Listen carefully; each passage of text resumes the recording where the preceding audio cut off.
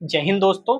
हम पूर्वावलोकन की सीरीज कर रहे थे भारतीय इतिहास में। आधुनिक भारत का इतिहास यानी मॉडर्न हिस्ट्री चल रही है, जो कि यूपी में जो पीसीएस होने वाला है और जो आरओ एआरओ होने वाला है, दोनों के लिए महत्वपूर्ण है।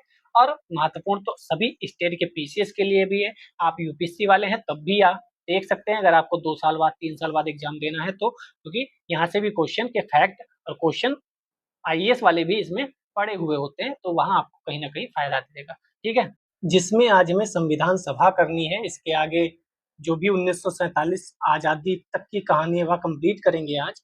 उसके बाद कुछ छुटपुट जो अलग से पत्र पत्रिकाएं हो गई या संगठन हो गए, संविधान संविधान में जो इनका संविधान मतलब ब्रिटिश का संविधान जो एक्ट वगैरह आते थे, उन सबको पढ़ के विविध वगैरह पढ़ के खत्म करेंगे। ठीक है, आज का चैप्टर बहुत इंपॉर्टेंट है। नए हैं तो थोड़ा सा विजिट करिए चैनल पर, आपके मतलब की कई सारी चीजें मिल जाएंगी। पहला क्वेश्चन आपकी स्क्रीन पर, स्वतंत्र भारत के लिए संविधान की रचना हेतु संविधान सभा का विचार निम्न में से सर्वप्रथम किसने प्रस्तुत किया था? तो संविधान की रचना हेतु संविधान सभा का जो विचार था सबसे पहले किसने प्रस्तुत किया था? कि स्वराज पार्टी, कांग्रेस पार्टी, मुस्लिम लीग या सर्वदल सम्मेलन? तो कांग्रेस पार्टी ने 1936 में सबसे पहले संविधान सभा की बात की थी। संविधान सभा के सिद्धांत का सर्वप्रथम दर्शन 1895 के स्वराज्य विधेयक में होता है, जिसे बाल गंगाधर तिलक के निर्देशन में तैयार किया जाता है। लेकिन ये ऑप्शन में है क्या?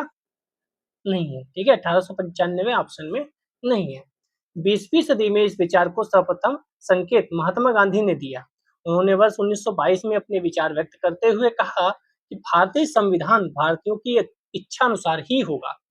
1924 में मोतीलाल नेहरू ने ब्रिटिश सरकार के सम्मुख संविधान सभा के निर्माण की मांग प्रस्तुत की।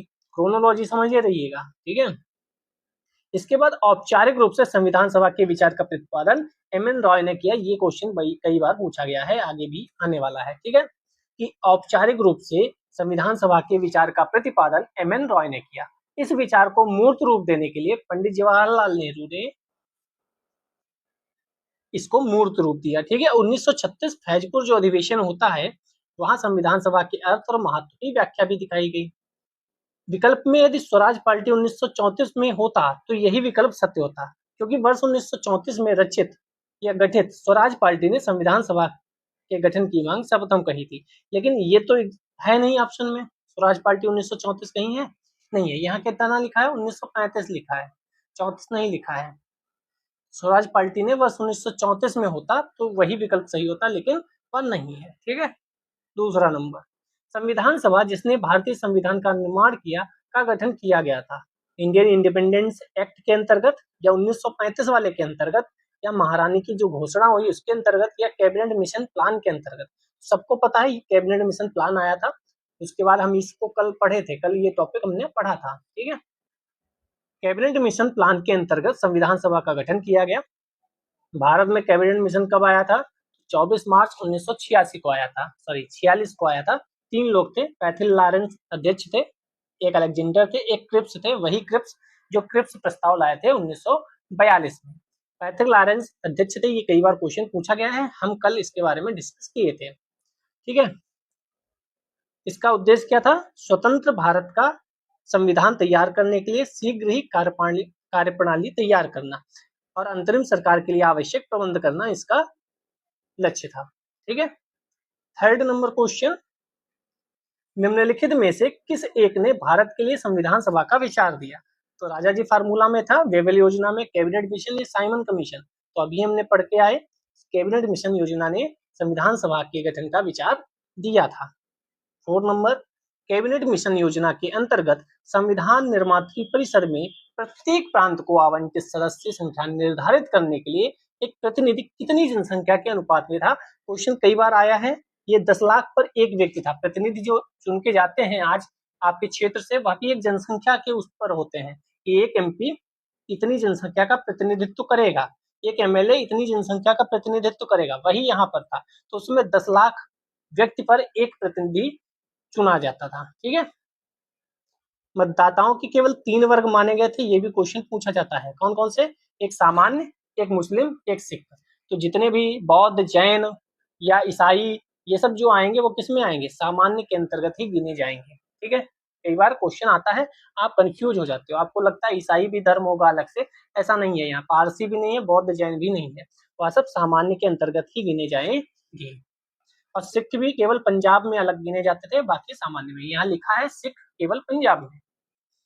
5 नंबर क्वेश्चन, संविधान सभा का पहला सत्र हुआ था, बहुत इंपॉर्टेंट है। संविधान सभा का पहला सत्र कब हुआ था? 1948 नहीं, 1947 नहीं, 1946 यस, 1946 यस, लेकिन डेट कौन सी सही है? तो 9 दिसंबर 1946 सबसे इंपॉर्टेंट डेट है। यह भी कहा जाता है कि सर्वप्रथम जो सत्र हुआ था वहां संविधान का अध्यक्ष कौन था, आगे आएगा, अभी हम देखेंगे। तो 9 दिसंबर 1946 दिल्ली, याद रखिएगा। 2 दिन पश्चात फिर 11 दिसंबर को हुआ, जिसमें राजेंद्र प्रसाद जी को स्थायी अध्यक्ष चुना गया। अस्थायी अध्यक्ष कौन थे? कौन भारतीय संविधान सभा का अध्यक्ष चुना गया? तो जब ऐसा आएगा तो हम डॉक्टर राजेंद्र प्रसाद बताएंगे, क्योंकि यहाँ पर दूसरा वाला ऑप्शन जो सही कर सकते हैं आप, वह नहीं है। कौन सा दूसरा ऑप्शन? अभी आगे आएगा। भारतीय उपनिवेश के लिए प्रभुसत्ता संपन्न संविधान सभा के प्रथम अध्यक्ष कौन थे? ये क्वेश्चन अगर पूछा गया, प्रथम अध्यक्ष कौन थे, तो हम क्या लगाएंगे? सच्चिदानंद सिन्हा। यही मैं बताने की कोशिश कर रहा था। तो जो 9 जुलाई था, सॉरी 9 दिसंबर था, उसमें डॉक्टर राजेंद्र प्रसाद उपस्थित नहीं हो पाए थे, तो 9 दिसंबर को कौन बनाया गया था? सच्चिदानंद सिन्हा जी को अध्यक्ष बनाया गया था। तो अस्थायी अध्यक्ष पूछे या प्रथम बैठक का अध्यक्ष पूछे तो आप सच्चिदानंद सिन्हा जी को लगाएंगे। अगर स्थायी अध्यक्ष पूछे या खाली अध्यक्ष पूछे तो आप डॉक्टर राजेंद्र प्रसाद जी को लगाएंगे। ठीक है, वैसे दोनों एक साथ नहीं दिए होंगे। हाँ, अगर प्रथम पूछेगा तो दोनों एक साथ होंगे, आपको सच्चिदानंद सिन्हा लगाना पड़ेगा। स्थायी पूछेगा तो दोनों दिए हो तो आपको राजेंद्र प्रसाद जी को लगाना पड़ेगा। ठीक है, ये भी याद रखिएगा। आप छूट तो नहीं गए क्वेश्चन? नहीं छूटा। अपने गठन के समय संविधान सभा संप्रभु नहीं थी, क्यों? क्योंकि तब देश आजाद नहीं हुआ था। देश कब आजाद हुआ? 1947 में। ये संविधान सभा कब बनी? 1946 में। तो ये लाइन याद रखिएगा, अपने गठन के समय संविधान सभा संप्रभु नहीं थी।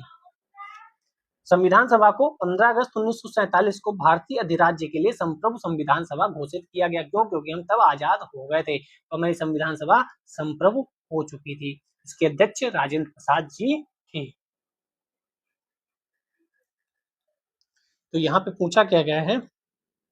अच्छा सॉरी, यहाँ पे देखो क्या पूछा गया है, गलती हो गई। ठीक है, गलती हो गई, क्योंकि इतना बारीक क्वेश्चन पूछा गया। देखो, भारतीय उपनिवेश के लिए प्रभुसत्ता संपन्न संविधान सभा के प्रथम अध्यक्ष कौन थे? तो डॉक्टर राजेंद्र प्रसाद थे। अगर ये लाइन ना लिखी होती, केवल पूछा जाता संविधान सभा के प्रथम अध्यक्ष कौन थे, तो हम किसको लगाते? सच्चिदानंद सिन्हा को लगाते। लेकिन यहाँ क्या बोला गया? भारतीय उपनिवेश के लिए प्रभुसत्ता संपन्न संविधान सभा के प्रथम अध्यक्ष कौन थे? तो डॉक्टर राजेंद्र प्रसाद। थोड़ा सा पढ़ने में गलती हुई, हालांकि मैं करता नहीं हूँ, आप जानते हैं, इतने वीडियो देख चुके, लेकिन कई बार गलती हो ही जाती है। चलिए 8 नंबर क्वेश्चन, निम्नलिखित कथनों में से कौन सा एक सही है? वर्ष 1946 में प्रांतीय सभाओं द्वारा भारत की संविधान सभा चुनी गई थी। तो 1946 में चुनी गई थी, प्रांतीय सभाओं द्वारा से चुनी गई थी। दूसरा, जवाहरलाल नेहरू, M.A. जिन्ना, सरदार वल्लभ भाई पटेल भारत की संविधान सभा के सदस्य रहे। क्या बताना है, कौन सा सही है? तीसरा, भारत की संविधान सभा का प्रथम अधिवेशन जनवरी 1947 में हुआ। तो ये तो कतई गलत है, ये तो आपको पता है, क्योंकि प्रथम अधिवेशन जनवरी 1947 में नहीं हुआ था। भारत का संविधान 26 जनवरी 1950 को अंगीकृत किया गया। अंगीकृत कब किया गया था? 26 नवंबर 1947, सॉरी 1949 को, ना कि तब। अब इन दोनों में कौन सा सही है? ए वाला जो है वह सही है, बी वाला गलत है। क्यों? क्योंकि जवाहरलाल नेहरू, M.A. जिन्ना, सरदार वल्लभ भाई पटेल भारत की संविधान सभा के सदस्य थे। ये गलत है। क्यों गलत है, आइए देखते हैं। कैबिनेट मिशन की योजना के अनुसार संविधान सभा का चुनाव होगा, ये तो सब पता है हम लोगों को। ये याद रखिएगा, कांग्रेस 208, मुस्लिम लीग 73 और 15 अन्य दलों को सीटें मिली थी। मोहम्मद अली जिन्ना भारत की संविधान सभा के सदस्य नहीं थे, ध्यान रखिएगा। मोहम्मद अली जिन्ना संविधान सभा के अध्यक्ष नहीं थे, बाकी सब हम लोग पढ़ के आए। 9 नंबर, जो हाईलाइट करूं या सर्किल करूं वह इंपॉर्टेंट होता है, याद कर लो, नोट कर लो। ठीक है, सच्चिदानंद सिन्हा के साथ किसके साथ जुड़े थे? भारत छोड़ो आंदोलन, दांडी मार्च, सविनय विज्ञान से कोई नहीं, तो इनमें से कोई नहीं, भारत छोड़ो आंदोलन के साथ जुड़े थे। और फिर ये प्रथम बैठक की सर्वसम्मति से अस्थायी अध्यक्ष चुने जाते हैं, क्योंकि ये सीनियर थे। ठीक है, आज भी आप देखते होंगे MP MLA जो होते हैं वहां कुछ सीनियर लोग, अध्यक्ष के अलावा कुछ सीनियर लोग ऊपर बैठे होते हैं अध्यक्ष की कुर्सी पर और सदन को चला रहे होते हैं। 10 नंबर, निम्न में से किसने ब्रिटिश युग की केंद्रीय लेजिस्लेटिव असेंबली तथा स्वतंत्र भारत की संसद में अध्यक्ष का पद संभाला? तो यहाँ देखो लिखा है स्वतंत्र भारत की संसद में अध्यक्ष का पद संभाला, तो वो कौन थे? तो जीवी मावलंकर जी थे। याद रखिएगा, क्वेश्चन कई बार पूछा जा चुका है। तो प्रथम संसद के अध्यक्ष कौन थे? जीवी मावलंकर जी। वर्तमान में कौन है? आप कमेंट करके बताइएगा, वर्तमान में कौन है? और प्रथम महिला संसद की अध्यक्ष, अगर मैं बोलूं लोकसभा की बात करूं, तो प्रथम लोकसभा अध्यक्ष जीवी मावलंकर जी थे। वर्तमान लोकसभा अध्यक्ष आपको कमेंट में बताना है। प्रथम महिला लोकसभा अध्यक्ष भी वर्तमान में, प्रथम महिला लोकसभा अध्यक्ष कौन थी, ये भी कमेंट्स में बताना है। ब्रिटिश युग की केंद्रीय लेजिस्लेटिव असेंबली स्वतंत्र भारत की संसद में अध्यक्ष पद जीवी मावलंकर ने संभाला। ब्रिटिश युग में 24 जनवरी 1946 से 14 अगस्त 1947 तक वो अध्यक्ष रहे और बाद को 1952 से 1956 तक वे वर्ष 1937 से 46 के दौरान बंबई प्रांत के असेंबली के भी अध्यक्ष रहे थे। तो ये 2-3 चीजें फैक्ट हैं, ये आप याद रखिए, ठीक है। अंतरिम सरकार का गठन पढ़ लेते हैं, इसके बाद स्वतंत्रता आंदोलन पढ़ लेंगे, मतलब कंप्लीट आज करते हैं। वर्ष 1946 में गठित अंतरिम कैबिनेट की अध्यक्षता किसने की थी? तो अंतरिम सरकार में गठित अध्यक्ष कौन था? जवाहरलाल नेहरू जी थे। कांग्रेस द्वारा वायसराय के नवीनतम प्रस्तावों को स्वीकार कर लेने के बाद 12 अगस्त 1946 को वेवेल ने कांग्रेस अध्यक्ष जवाहरलाल नेहरू को अंतरिम सरकार गठन करने के लिए आमंत्रित किया। 24 अगस्त 1946 डेट इंपोर्टेंट है। पंडित नेहरू के नेतृत्व में भारत की पहली अंतरिम राष्ट्रीय सरकार की घोषणा हुई। 2 दिसंबर 1946 को इसका गठन हुआ और प्रारंभ में मुस्लिम लीग की भागीदारी नहीं थी। तो सारे फैक्ट याद करने हैं। 24 अगस्त भी याद रखना है, 2 सितंबर भी याद रखना है। क्यों? क्योंकि आगे क्वेश्चन आ ही गया। पंडित जवाहरलाल नेहरू के नेतृत्व में अंतरिम सरकार का गठन कब हुआ था? जुलाई, अगस्त, सितंबर, अक्टूबर? तो अभी हमने देखा सितंबर 1946। कितनी सितंबर को था? 2 सितंबर को इसका गठन हुआ था। अभी सितंबर निकला है, 2 सितंबर। जवाहरलाल नेहरू के अधीन एक अंतरिम सरकार का गठन कब हुआ था? तो गठन हुआ था सितंबर 1946। तो सेम क्वेश्चन बोल दिया। PCS 2006, PCS 2016, mains. वाह, क्या कॉपी पेस्ट मारा है? कॉपी पेस्ट नहीं है, यहाँ पंडित लिखा है, यहाँ नहीं लिखा है, यहाँ नेतृत्व लिखा है, यहाँ अधीन लिखा है, ठीक है। यहाँ में लिखा है, यहाँ एक लिखा है। यहाँ गठन हुआ था, यहाँ कब गठन हुआ था, ठीक है। तो इतनी गलतियां, इतनी चेंजेस करके इन्होंने क्वेश्चन पूछ दिए। वाह, ऑप्शन ही सेम है। 4 नंबर, राष्ट्रीय अंतरिम सरकार में रियासतों का विभाग किसे दिया गया था? रियासतों का विभाग किसे दिया गया था? क्वेश्चन इंपोर्टेंट है। तो ये दिया गया था सरदार वल्लभ भाई पटेल जी को। क्वेश्चन इंपोर्टेंट है। रियासतों का विभाग सरदार वल्लभ भाई पटेल जी को दिया गया था। सरदार वल्लभ भाई पटेल को अंतरिम सरकार में देशी रियासतों, राज्य विभाग, गृह, सूचना प्रसारण विभाग दिया गया था। इसको कौन सा विभाग दिया गया था? एक पेज पे आप नोट कर लीजिए, इधर नाम इधर विभाग, तो ज्यादा बेहतर रहेगा, ठीक है। 5 नंबर, राज्य विभाग की स्थापना किसकी अध्यक्षता में की गई थी? तो राज्य विभाग सरदार पटेल जी, क्योंकि यहाँ पे लिखा है देशी रियासतों या राज्य विभाग, ठीक है। 6 नंबर, वर्ष 1946 में बनी अंतरिम सरकार में डॉक्टर राजेंद्र प्रसाद के पास कौन सा विभाग था? विदेश मामले? नहीं थे। खाद्य तथा कृषि? यस, खाद्य तथा कृषि ही थे। विदेश मामले जवाहरलाल नेहरू जी के पास थे। तो डॉक्टर राजेंद्र प्रसाद को ministry of agriculture and food बनाया गया था। रक्षा विभाग बलदेव सिंह जी के पास था और विदेश मामले जो थे वो जवाहरलाल नेहरू जी के पास थे। राष्ट्रमंडल और विदेश मामले जो भी हैं वो जवाहरलाल नेहरू जी के पास थे। 7 नंबर क्वेश्चन, अंतरिम सरकार में रेल मंत्रालय का कार्य कौन देख रहा था? तो रेल मंत्रालय का कार्य देख रहे थे आसफ अली, ठीक है, आसफ अली। सबको याद रखिएगा, क्वेश्चन पूछा जा सकता है। 8 नंबर, जब वर्ष 1946 में भारतीय मुस्लिम लीग को अंतरिम सरकार में सम्मिलित किया गया, तब लियाकत अली खां को जो विभाग दिया गया वो कौन था? अभी ऊपर पढ़ के आए थे, वित्त मंत्रालय था। यहाँ तो वित्त मंत्रालय था। ये थे आसफ अली और यहाँ थे लियाकत अली। लियाकत अली जी को वित्त विभाग दिया गया था, ये मुस्लिम लीग से संबंधित है, ठीक है। बेबल के बहुत कहने सुनने पर मुस्लिम लीग अंतरिम सरकार में शामिल होने को राजी हो गई। 5 सदस्य सरकार में शामिल हुए, ये भी ध्यान रखिएगा। कितने सदस्य? 5 सदस्य। लियाकत अली को वित्त मंत्री बनाया गया, क्योंकि वित्त मंत्रालय एक महत्वपूर्ण मंत्रालय होता है, इसीलिए वित्त मंत्रालय उन्हें दे दिया गया। कैसे भी करके बैठ जाओ आकर, क्योंकि सरकार चलाने के लिए लोगों का शांत रहना बहुत आवश्यक था।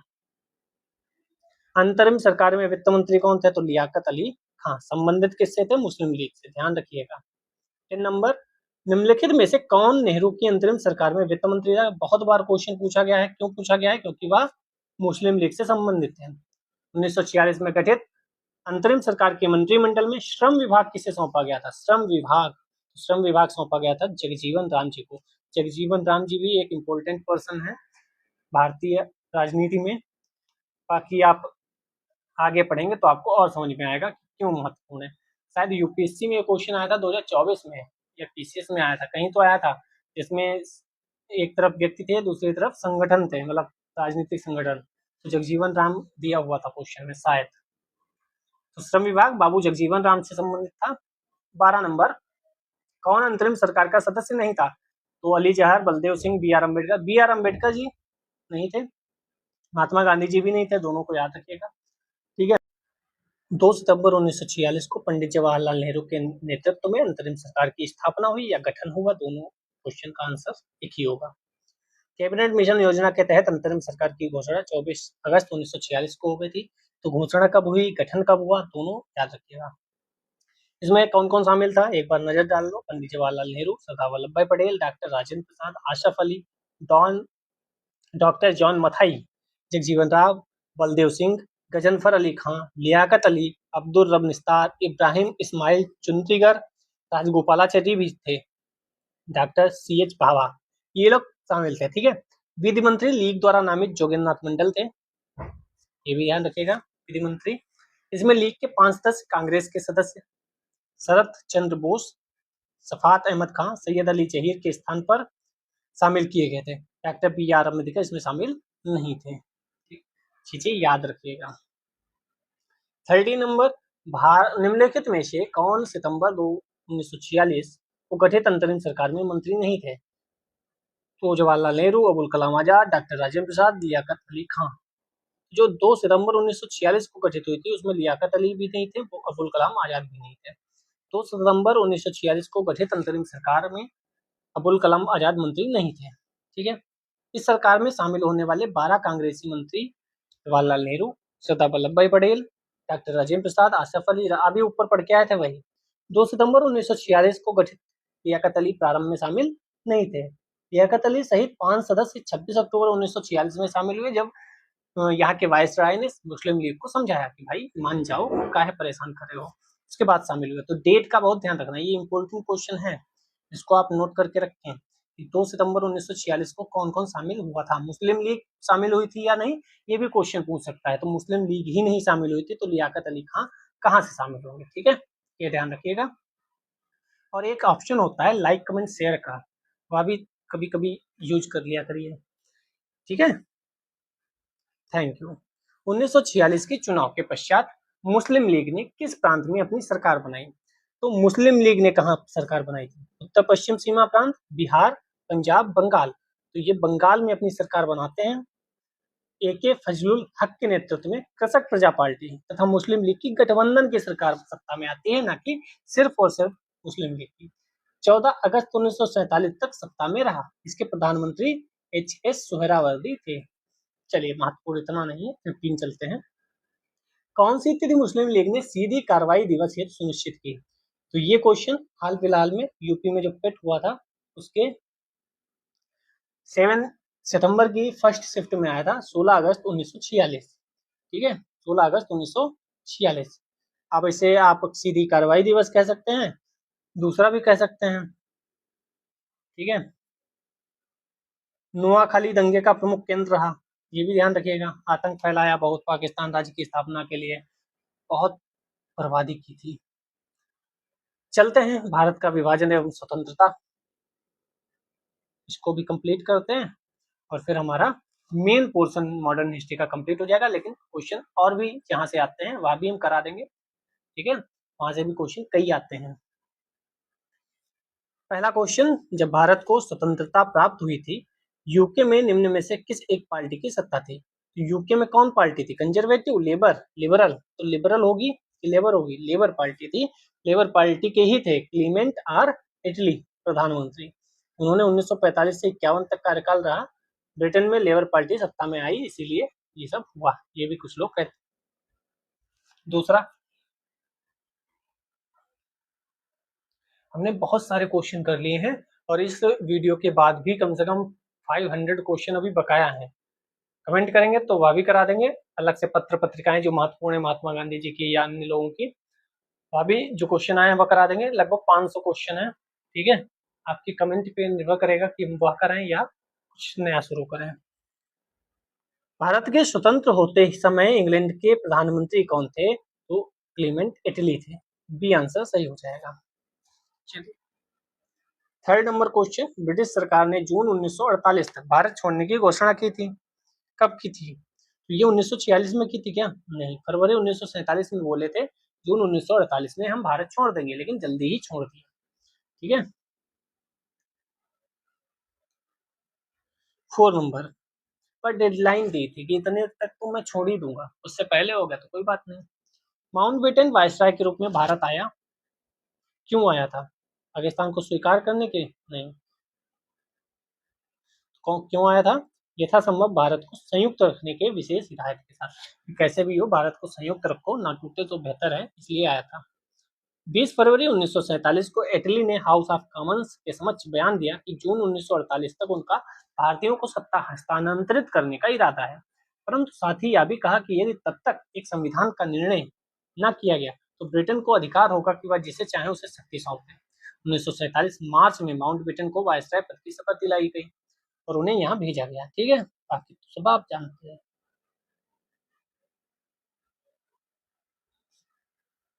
फिफ्थ नंबर, 20 फरवरी 1947 को जून 48 इन्होंने कहा था, जून 48 तक छोड़ देंगे, तो अभी हम ऊपर करके आए थे। ठीक है, पहला क्वेश्चन, सॉरी सिक्स्थ क्वेश्चन, कौन सी योजना भारतीय स्वतंत्रता का आधार बनी? तो भारतीय स्वतंत्रता का आधार माउंटबेटन योजना बनी थी। माउंटबेटन योजना, ठीक है। माउंटबेटन ने 15 अगस्त 1947 को भारतीयों को सत्ता सौंपने का दिन निर्धारित किया। लगभग 2 माह चली वार्ताओं के बाद ये निष्कर्ष निकला। ठीक है, चलिए, माउंटबेटन योजना किसका आधार बनी थी? देश के विभाजन का? नहीं, सत्ता के हस्तांतरण का। बी ही सही होना चाहिए, लेकिन देश का विभाजन भी हुआ सत्ता के हस्तांतरण के साथ, तो उसका भी कह सकते हैं माउंटबेटन योजना उसका भी आधार बनी, लेकिन मेन रूप से तो बी ही सही होना चाहिए मेरे अकॉर्डिंग। इन्होंने भी बी और सी दोनों दिया है, लेकिन मेरे हिसाब से सत्ता के हस्तांतरण की जो बात है वह माउंटबेटन योजना का आधार बनी थी, ना कि देश के विभाजन का। देश के विभाजन का तो आधार और भी चीजें हैं, लेकिन इनडायरेक्टली आप देखोगे तो वह भी आपको सही ही लगेगा। ठीक, लेकिन इसमें ऐसा कुछ आया तो आप ज्यादा सही सत्ता के हस्तांतरण को मारिएगा, ठीक, क्योंकि वही ज्यादा सही होगा मेरे हिसाब से। आप भी बता सकते हैं आपके हिसाब से कौन सा सही है। 8 नंबर, भारतीय स्वतंत्रता अधिनियम ब्रिटिश संसद द्वारा पारित किया गया। कब पारित किया गया होगा? अगस्त में, जनवरी में, जुलाई में? तो ये पारित किया गया था जुलाई 1947 में, तभी अगस्त 1947 में कुछ चीजें हुई। डेट भी याद रखिएगा, 3 जून 1947 को माउंटबेटन योजना आती है। जुलाई 1947 में भारतीय स्वतंत्रता अधिनियम पारित होता है। 15 अगस्त 1947 की तिथि निश्चित की जाती है। यह अधिनियम 18 जुलाई 1947 से प्रभावी हुआ था। ठीक है, 9 नंबर क्वेश्चन, भारतीय स्वतंत्रता अधिनियम 1947 प्रभावी हुआ था, तो अभी ऊपर देख कर आए 18 जुलाई 1947 को क्वेश्चन पूछा गया है RO 2014 में। 10 नंबर क्वेश्चन, भारतीयों को वर्ष 1947 में सार्वभौम सत्ता सौंपने की योजना निम्न में से किसके नाम से? सिंपल है, माउंटबेटन योजना, इतना आसान कौन पूछता है। 11 नंबर, भारत के विभाजन से संबंधित माउंटबेटन योजना की सरकारी तौर पर घोषणा अभी ऊपर देख कर आए थे 3 जून 1947। 3 जून की योजना भी कहा जाता है, 3 जून योजना। 12 नंबर, बढ़िया क्वेश्चन है, कई बार पूछा गया है। कथन कारण है, कथन में है अंग्रेजों ने भारत को 1947 में स्वतंत्रता प्रदान कर दी। कारण है अंग्रेज द्वितीय विश्व युद्ध में निर्बल हो चुके थे। तो सही भी है, हालांकि एक जगह इसको गलत भी कहा जा सकता है, क्योंकि स्वतंत्रता प्रदान कर दी इसलिए नहीं, क्योंकि निर्बल हो चुके थे। ठीक है, तो व्याख्या सही है, कुछ जगह लोग कहते हैं, कुछ जगह लोग व्याख्या सही नहीं है या भी कहते हैं, क्योंकि इससे क्या निकल के आता है कि वो विश्व युद्ध में निर्बल हो चुके थे, इसीलिए 1947 में स्वतंत्रता प्रदान कर दी।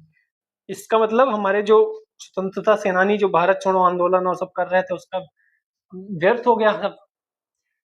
तो इसीलिए कुछ लोग कहते हैं कि इसलिए नहीं सत्ता हस्तांतरित की गई, द्वितीय विश्व युद्ध में वह निर्बल हो चुके थे, बल्कि यहाँ के लोग जो आंदोलन कर रहे थे उसकी वजह से उन्होंने ऐसा किया। बाकी ठीक, जो भी आप मानो। हाँ देखो, यहाँ भी लिखा भी है, एक विकल्प यह था कि भारत के में भारी दमन चक्र चलाना और भारत में अनेक वर्षों तक ब्रिटिश फौजों को तैनात रखने के लिए तैयार रहना, जिसका कि निश्चय ही देश के लोग अनुमति नहीं देंगे। ठीक है, क्रिप्स ने ये सब कहा था वहां। चलिए आगे 30 नंबर, कथन है स्वतंत्र भारत में ब्रिटेन की प्रभुता बनी रहे। कारण है स्वतंत्र भारत के गवर्नर जनरल की नियुक्ति ब्रिटेन के प्रभुता संपन्न शासक ने की। ये गलत है, परंतु आर सही है। इम्पोर्टेंट क्वेश्चन नहीं है, आगे बढ़ते हैं। 14 नंबर, भारतीय स्वाधीनता विधेयक को राजकीय स्वीकृति प्राप्त हुई थी। भारतीय स्वाधीनता विधेयक को राजकीय स्वीकृति कब प्राप्त हुई थी? अभी ऊपर देख कर आए थे 18 जुलाई 1947 से लागू हुआ होता है, या फिर कहते हैं 18 जुलाई 1947 को स्वीकृति मिली थी। ठीक है, भारतीय स्वतंत्रता विधेयक 4 जुलाई 1947 को ब्रिटिश प्रधानमंत्री क्लीमेंट एटली द्वारा हाउस ऑफ कॉमन्स में पेश किया गया। 15 जुलाई 1947 को हाउस ऑफ कॉमन्स द्वारा, और इसके अगले दिन 16 जुलाई को हाउस ऑफ लॉर्ड्स द्वारा विधेयक को पारित कर दिया गया। राजकीय स्वीकृति 18 जुलाई 1947 को मिली। तीनों डेट याद रखिएगा। जैसे कोई विधेयक यहाँ बनता है नया, तो आप ध्यान रखते हैं लोकसभा में कब पारित हुआ, राज्यसभा में कब पारित हुआ, प्रेसिडेंट महोदय ने उस पर कब साइन किया, वैसे ही ये भी तीनों चीजें याद रखिएगा। 3 स्टेटमेंट देके फंसा देगा। क्या स्टेटमेंट देगा? पहला, 15 जुलाई 1947 को हाउस ऑफ कॉमन्स ने पारित किया। दूसरा स्टेटमेंट देगा 17 जुलाई 1947 को हाउस ऑफ लॉर्ड्स द्वारा पारित किया गया। तीसरा स्टेटमेंट होगा 18 जुलाई 1947 को राज्य की स्वीकृति प्राप्त हुई। तो आपको पता है दूसरा वाला स्टेटमेंट गलत है, क्योंकि मैंने 17 बोला, जबकि यहाँ कितना है? 16 है। ठीक है, आगे चलते हैं। भारत के विभाजन का बाल्कन प्लान उपज था। किसकी उपज थी बाल्कन प्लान? तो ये उपज थी माउंटबेटन की। ठीक है, माउंटबेटन की। बाल्कन नाम का भी पेट में क्वेश्चन आया है कुछ, बाल्कन का मतलब क्या है, इंग्लिश में शायद आया है पेट वाले में। ठीक है, ये सब तो हम देख चुके हैं, कोई दिक्कत नहीं। 16 नंबर, 1947 में भारतीय राष्ट्रीय कांग्रेस देश के विभाजन के लिए मुख्य रूप से इसलिए सहमत हो गई क्योंकि उन्हें तब तो राष्ट्र सिद्धांत स्वीकार था नहीं, ब्रिटिश सरकार द्वारा थोपा गया था, कांग्रेस इस मामले में निस्सहाय थी, भारत स्वाधीनता प्राप्त करने के अवसर से नेता वंचित रह जाते। तो सबसे ज्यादा जरूरी सी वाला है, वे बड़े पैमाने पर संभावित सांप्रदायिक दंगों को बचाना चाहते थे, इसीलिए स्वीकार कर लिया। सरदार वल्लभ भाई पटेल जी ने कहा भी है, मैंने यह अनुभव किया कि हम भारत का विभाजन नहीं स्वीकार करते तो भारत छोटे छोटे टुकड़ों में बट जाता और पूर्णता नष्ट हो जाता। इससे बढ़िया है कि हम एक पाकिस्तान बनाकर बाकी क्षेत्र को बचा लिया जाए। ठीक है, क्योंकि फिर वो हर जगह से प्रदर्शन होता है, हर जगह से लोग इकट्ठा हो जाते हैं। इससे बढ़िया है कि उंगली काट दो जिससे शरीर बच जाए। कई बार कहते हैं ना कि जहर पूरे शरीर में फैले, इससे बढ़िया उंगली काट दो, कई बार गांव में कहा जाता है, तो शायद ऐसा ही कुछ होगा। भारतीय राष्ट्रीय कांग्रेस ने माउंटबेटन योजना को स्वीकार किया, वह द्विराष्ट्र सिद्धांत को मानती थी। द्विराष्ट्र सिद्धांत को तो नहीं मानती थी, तो आर गलत हो जाएगा। आर गलत होगा तो ये अपने आप सही हो जाएगा। माउंटबेटन योजना को स्वीकार किया, किंतु इसलिए नहीं कि द्विराष्ट्र सिद्धांत को मानती थी, बल्कि सांप्रदायिक दंगे ना बढ़े इसलिए इसने किया, लेकिन सांप्रदायिक दंगे फिर भी बहुत हुए। चलिए आगे बढ़ते हैं। 18, भारत के विभाजन के विकल्प के रूप में गांधी जी ने माउंटबेटन को सुझाया था कि वे स्वतंत्रता प्रदान करने के कार्य को स्थगित करें, बी जिन्ना को सरकार बनाने के लिए आमंत्रित करें, सी नेहरू एवं जिन्ना को साथ साथ सरकार बनाने के लिए आमंत्रित करें, या डी सेना को कुछ समय के लिए अधिकार ग्रहण करने के लिए आमंत्रित करें। तो ये बी था, जिन्ना को सरकार बनाने के लिए आमंत्रित करें। वाह। भारत के विभाजन के विकल्प के रूप में गांधी जी ने माउंटबेटन को सुझाया कि वे जिन्ना को सरकार बनाने के लिए आमंत्रित करें। महात्मा गांधी जी जानते थे कि ये जिन्ना बिन्ना आएगा कुछ नहीं, ठीक है, ये जिन्ना आएंगे नहीं और ये पाकिस्तान की मांग पे ही अड़े रहेंगे, लेकिन कोशिश करके देख लेते हैं क्या होता है। तो अगर कांग्रेस बंटवारा करेगी तो उसे मेरी लाश के ऊपर करना पड़ेगा, बंटवारे के विरोध में गांधी जी ने कहा था। जब तक मैं जिंदा हूँ भारत के बंटवारे के लिए कभी राजी नहीं होऊंगा। अगर मेरा वश चला तो कांग्रेस को भी इसे मंजूर करने की इजाजत नहीं दूंगा। लेकिन बात को नालायक बेटे के सामने जैसे पिताजी को शांत हो जाना पड़ता है, जब नालायक बेटा कह देता है ऐसा है, हम तो ऐसा करके रहेंगे। जो सीधा लड़का होता है वो पिताजी की इज्जत करता रहता है। आपको किसी मूवी का सीन याद भी आ गया होगा। चलिए, रेडक्लिफ समिति किसकी नियुक्ति के लिए बनी थी? तो भारत पाकिस्तान। आप भी आंसर दिया करिए। भारत और पाकिस्तान के बीच सीमाओं को निर्धारित करने के लिए रेड क्लिफ बनी, इसीलिए रेड क्लिफ सीमा कहा जाता है। तो एक दो और बता दो, डूरंड सीमा किसके बीच में है? मैकमोहन रेखा किसके बीच में है? कमेंट सेक्शन आपका इंतजार कर रहा है, सिर्फ यहाँ देखिए मत, जाइए और लिखिए मैकमोहन रेखा और डूरंड रेखा। माउंटबेटन द्वारा भारत पाकिस्तान के बीच पंजाब बंगाल में सीमाओं का निर्धारण के लिए 30 जून 1947 को पंजाब सीमा आयोग बनाया गया, बंगाल सीमा आयोग बनाया गया। याद रखिएगा दोनों नाम, 30 जून 1947। रेडक्लिफ को दोनों ही आयोगों का अध्यक्ष बनाया गया, ये भी ध्यान रखिएगा। मुस्लिम और गैर मुस्लिम आबादी के आधार पर बांटना था। प्रत्येक आयोग में 4 सदस्य थे, जिनमें 2 भारतीय राष्ट्रीय कांग्रेस से और 2 मुस्लिम लीग से थे। अध्यक्ष कौन थे? रेडक्लिफ जी थे। 20 भारत विभाजन के संदर्भ में 1947 में नियुक्त तो रेडक्लिफ थे सीमा वाले। चलिए 21 इनमें से किसने 1947 में भारत और पाकिस्तान के बीच अंतरराष्ट्रीय सीमाएं, तो कौन थे? रेडक्लिफ साहब थे। आसान क्वेश्चन है। 22 भारत के विभाजन को टालने का अंतिम अवसर समाप्त हो गया था। क्रिप्स मिशन को अस्वीकार करने के साथ, राजगोपालाचारी फार्मूले को अस्वीकार करने के साथ, कैबिनेट मिशन को अस्वीकार करने के बाद यह वेबल प्लान, तो कैबिनेट मिशन को अस्वीकार करने के साथ ही भारत के विभाजन को टालने का अंतिम अवसर भी समाप्त हो गया था।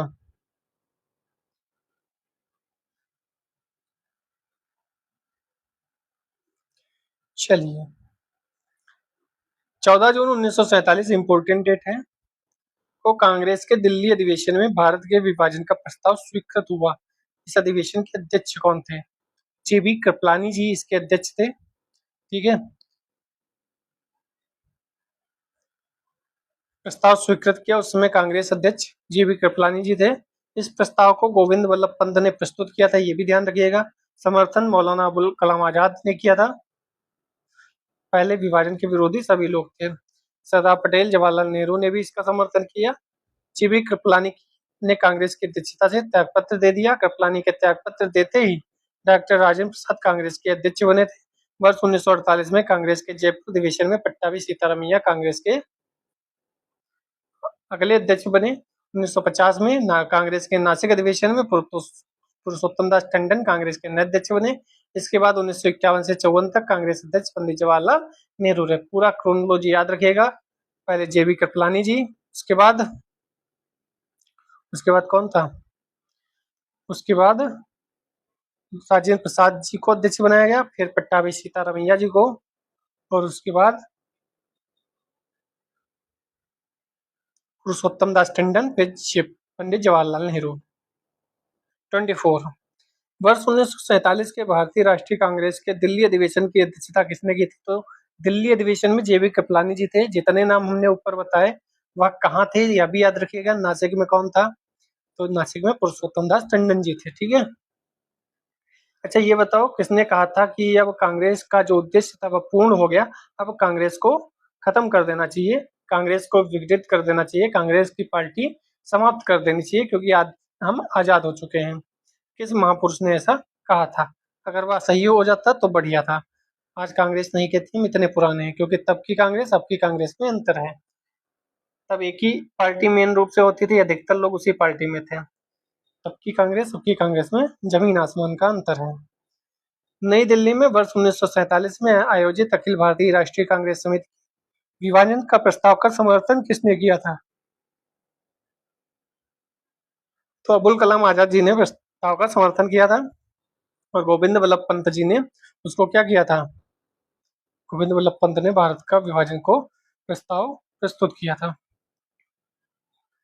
26 निम्नलिखित में से किसने 1947 में कांग्रेस कमेटी की बैठक द्वारा विभाजन के प्रस्ताव को पारित होने के राष्ट्रवाद का संप्रदायवाद के पक्ष में समर्पण के रूप में लिया? तो डॉक्टर किचलू, सैफुद्दीन किचलू, आपने सुना था नाम।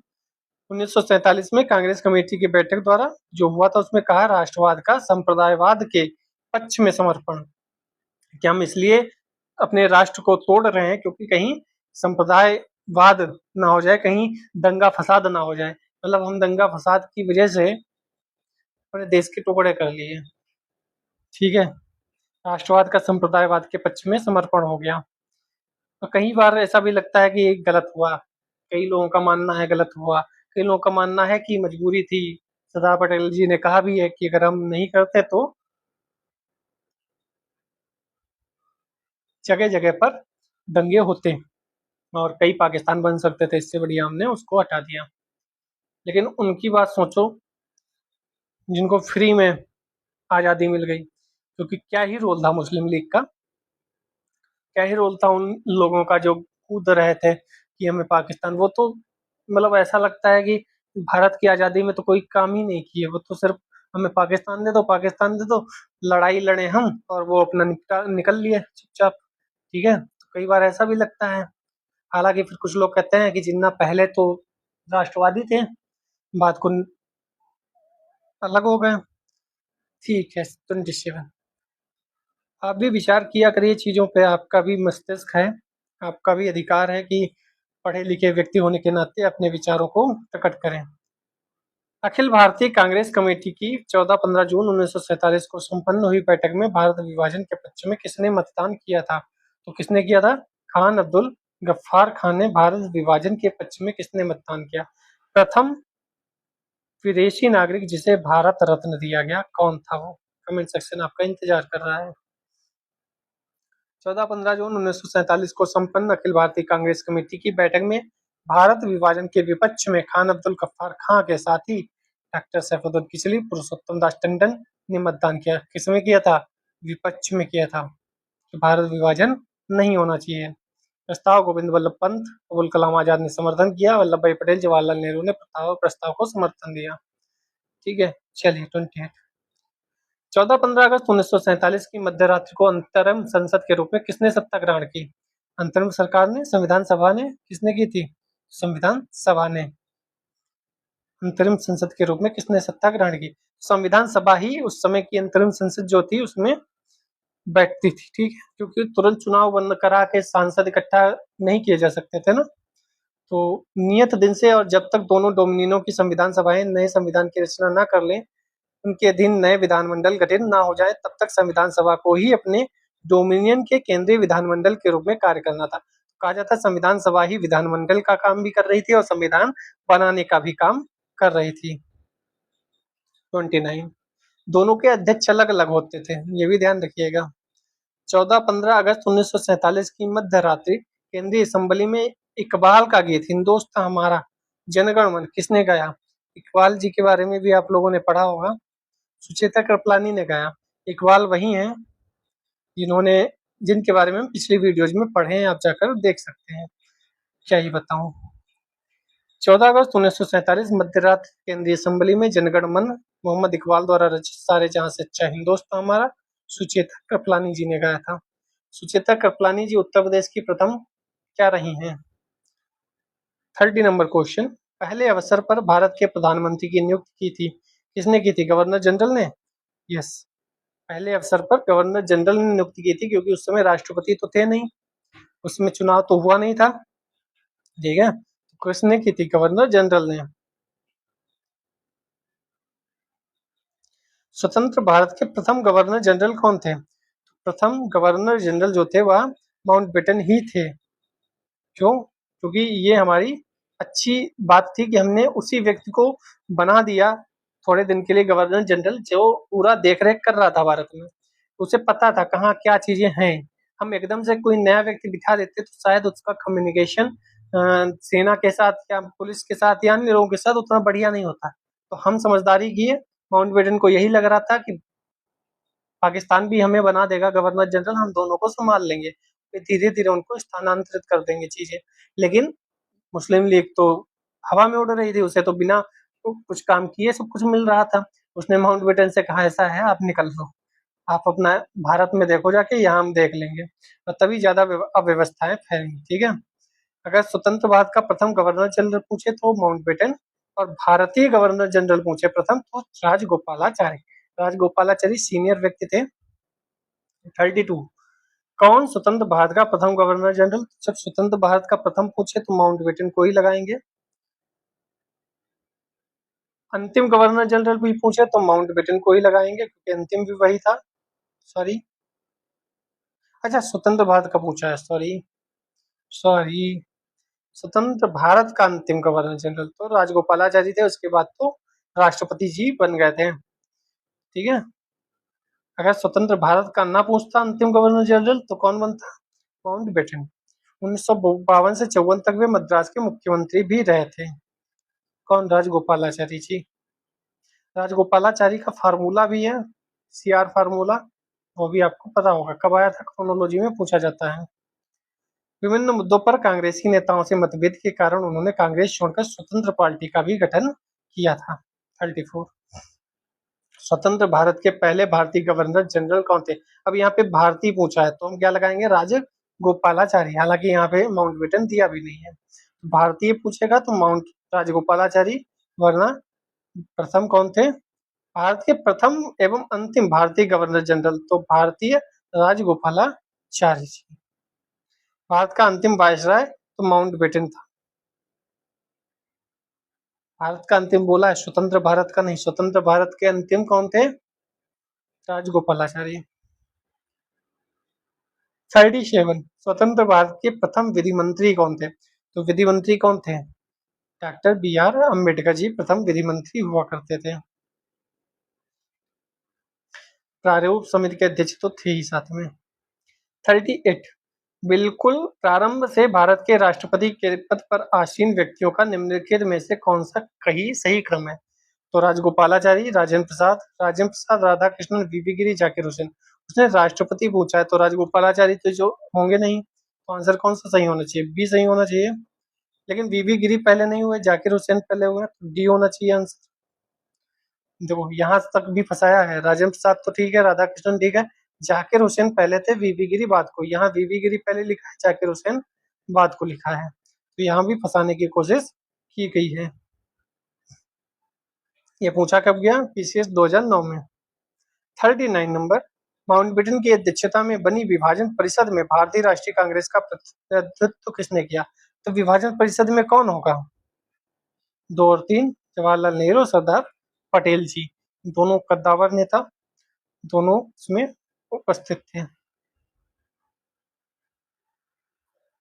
ठीक है। 40 नंबर माउंटबेटन योजना ने निम्नलिखित में से किस प्रांत में लोक निर्णयार्थ संतुष्टि की थी? तो वह था उपयुक्त में से सभी। बलूचिस्तान में भी, सिंध में भी, उत्तर पश्चिम सीमा प्रांत में भी लोक निर्णय यानी लोगों से पूछा गया था। चलिए 41 भारत के विभाजन के समय भारतीय राष्ट्रीय कांग्रेस के अध्यक्ष कौन थे? तो 1947 में कौन अध्यक्ष थे? अभी हम पढ़ के आए थे, दिल्ली वाला, दिल्ली का अधिवेशन जेबी कृपलानी जी थे। इसके बाद राजेंद्र प्रसाद जी बनते हैं, ठीक है। तो जेबी कृपलानी भारतीय राष्ट्रीय कांग्रेस के अध्यक्ष थे। 1946 के मेरठ अधिवेशन में अध्यक्ष बने, नवंबर 1947 तक अध्यक्ष रहे। इस्तीफा देने के बाद राजेंद्र प्रसाद जी को यहाँ का अध्यक्ष बना दिया गया। 42 15 अगस्त 1947 को निम्नलिखित में कौन भारतीय कांग्रेस का अध्यक्ष था? तो जेबी कृपलानी जी थे, ठीक है। चलिए 43 भारतीय राष्ट्रीय कांग्रेस के 1946 में मेरठ में अधिवेशन की अध्यक्षता जीवी कृपलानी जी ने की थी। अभी देख कर आए। अंग्रेजों द्वारा 1947 में सत्ता हस्तांतरण के समय जेबी कृपलानी जी थे। घुमा घुमा के क्वेश्चन पूछे गए हैं। 1947 में तो जेबी कृपलानी जी नहीं, क्वेश्चन अलग है। अगस्त 1947 में स्वतंत्रता दिवस के समारोहों में निम्नलिखित में से कौन नेता कहीं भी सम्मिलित नहीं हुआ? तो कौन नहीं सम्मिलित हुआ था? महात्मा गांधी जी सम्मिलित नहीं हुए थे। क्यों? क्योंकि बंगाल के नोआखली में होने वाले सांप्रदायिक दंगे को शांत करा रहे थे, कोई सुन नहीं रहा था। ठीक है, आगे चलते हैं। बाकी चीजें आपको पता ही है, क्यों नहीं, कौन सुन रहा था, क्या हुआ था। आपने जहाँ से फाउंडेशन कोर्स किया होगा, ये यूट्यूब पे पढ़ा होगा, वहां बताया गया होगा कि नोआखली में क्या हो रहा था।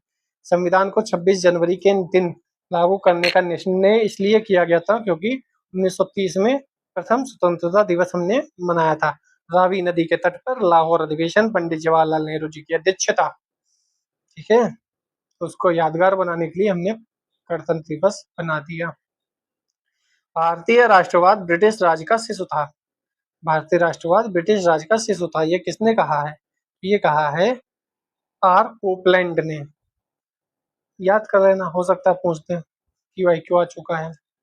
48 निम्नलिखित में से किसने कहा कि ब्रिटिश शासन की सबसे अधिक महत्वपूर्ण उपलब्धि भारत का एकीकरण था? सबसे बड़ी उपलब्धि एकीकरण था, के.एम. पडिक्कर ने कहा है। ये सब याद कर लो, लिख लो एक पेज पे, इंपॉर्टेंट है। 49 भारतीय स्वतंत्रता के समय अंग्रेजी महाराज कौन थे? तो महाराज कौन थे? महाराज थे जॉर्ज सस्टम, 6 वाले थे। ठीक है, और इटली कौन थे? प्रधानमंत्री थे। तो महाराज कौन थे ये याद रखिएगा, जॉर्ज पंचम। ये भी इम्पोर्टेंट है, क्यों इम्पोर्टेंट है आपने देखा होगा। ठीक है, जॉर्ज सस्टम थे। 50 कितनी रियासतें 15 फरवरी 1948 को सौराष्ट्र संघ में मिलाई गई थी? इम्पोर्टेंट नहीं, सी 2222 एमपी ने पूछा है, नहीं इम्पोर्टेंट है। चलिए, आज के लिए इतना ही रखते हैं। कल हम संवैधानिक विकास पढ़ लेंगे, इसमें कई क्वेश्चन है। और उसके बाद विविध वाला पोर्शन, पत्र पत्रिकाएं, अगर आप कमेंट करेंगे तो करा देंगे, वरना अपना काम हो चुका है। जय हिंद, जय भारत।